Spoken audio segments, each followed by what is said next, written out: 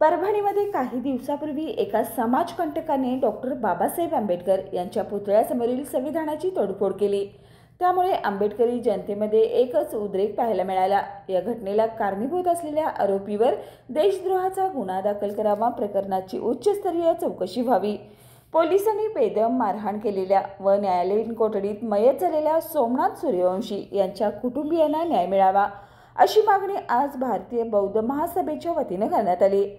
याबाबतचं निवेदन जिल्हाध्यक्ष राजेंद्र भोसले यांच्या नेतृत्वाखाली शिष्टमंडळाने जिल्हाधिकाऱ्यांना दिले। यावेळी बोलताना भोसले यांनी घडलेल्या घटनेचा निषेध करत आरोपीवर कारवाईची मागणी केली। भारतीय बौद्ध महासभा जिल्हा शाखा कोल्हापूर आणि समता सैनिक दल कोल्हापूर बटालियनच्या माध्यमातून या ठिकाणी कोल्हापूर जिल्हाधिकारी कार्यालयामध्ये या ठिकाणी उपस्थित यासाठी आहे की आत्ताच आम्ही जिल्हाधिकाऱ्यांना परभणी या ठिकाणी एका समाजकंटकानं जातीयवाद्यानं भारताची जे संविधान आहे या संविधानाच्या प्रतिकृतीची मोडतोड केली, नासधूस केली। या नासधूस करणाऱ्याच्या विरोधामध्ये शासनानं कडक शासन करावं, त्याच्यावरती देशद्रोहाचा गुन्हा या ठिकाणी दाखल करावा। कारण भारतीय संविधान हे भारताच्या सर्वोच्च स्थानी आहे।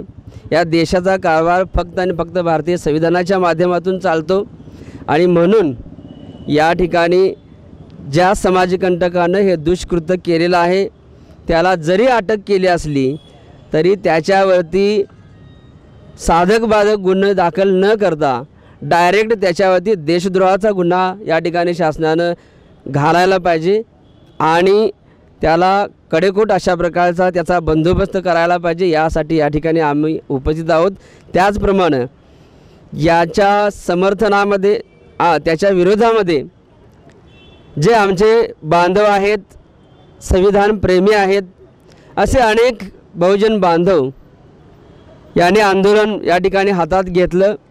त्यातलाच एक सोमनाथ सूर्यवंशी जो उच्च शिक्षित वडार समाजाचा आपला बांधव आहे, या बांधवानं सुद्धा त्याच्यामध्ये भाग घेतला आणि त्यामध्ये आपण पाहतोय की पोलिसांनी त्याला अटक केलं आणि त्याला पोलीस कस्टडीमध्ये टाकलं। अटक करण्यापूर्वी त्याला खूप मारहाण झालेली आहे आणि पोलीस स्टेशनमध्ये सुद्धा त्याला पोलीस कस्टडीमध्ये सुद्धा त्याला खूप मारहाण केली। जबरदस्त अशा प्रकारची मारहाण आपण टीव्हीमध्ये पाहिलेलं आहे। त्याच पद्धतीनं त्याचे फोटोसुद्धा व्हायरल झालेले आहेत। त्याच्या पाठीवरती अनेक प्रकारच्या जखमा आपण सर्वांनी पाहिलेल्या आहेत।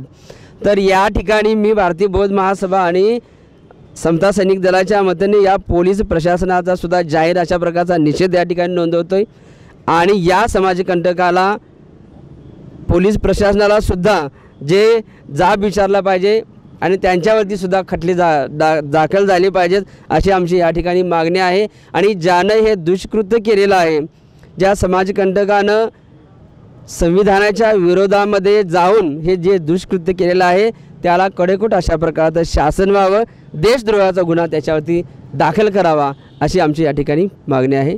धन्यवाद।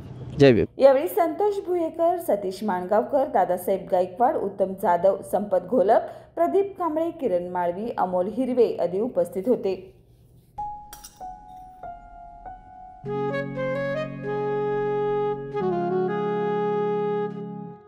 बाबा, आज येताना बासुंदी घेऊन या ना। अगं, कालच आपण आईचा वाढदिवस होता म्हणून आणली होती ना। ऐकलं, गोकुळची बासुंदी पुन्हा खावीशी वाटतेय। खरं सांगू, मलाही खावीशी वाटतेय। पुन्हा पुन्हा खावीशी वाटणारी गोकुळ बासुंदी।